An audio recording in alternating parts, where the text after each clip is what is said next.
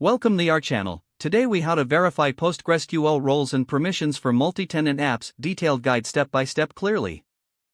To verify PostgreSQL roles and permissions for multi-tenant applications, start by connecting to your PostgreSQL database using a database client or terminal.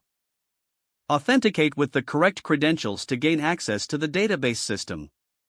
Once connected, query the list of all roles by executing the command, select * from PG_roles. This will return a table displaying all existing roles in your PostgreSQL instance.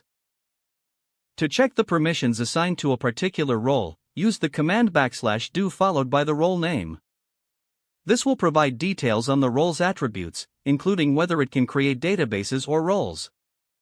For a closer look at the specific privileges granted to each role, modify the query to select grantee, privilege_type from information_schema.role_table_grants where table_ to check schema level privileges, run the command, select grantee, privilege_type from information_schema.role_usage_grants where schema_name equals your _schema_name. Make sure to replace your _schema_name with the relevant name of your. Additionally, to verify user access for specific tenants, filter the roles based on tenant identifiers stored in your tenant management table.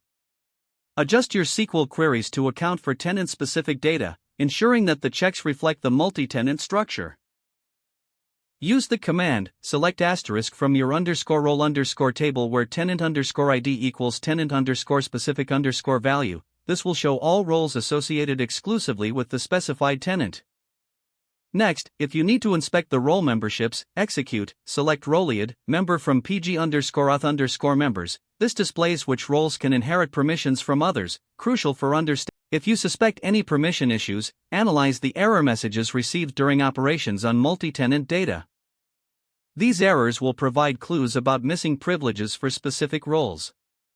For enhanced security, consider auditing role and permission assignments periodically. You can set up a scheduled task to generate reports for role permissions using SQL queries. Finally, document your findings and any changes made, ensuring transparency and traceability in your multi-tenant application's role management process. If the page does not load, refresh the browser or try again in a private or incognito window. Make sure you are using the correct email address, then retype it carefully to avoid small typos. If your password is not accepted, use the reset option and create a new strong password you can remember. Check your spam folder for verification or security emails, then complete any requested content. Enable two-factor authentication if available to improve account security and reduce unauthorized access risk. After signing in, review your profile details so your contact information and settings are accurate and current.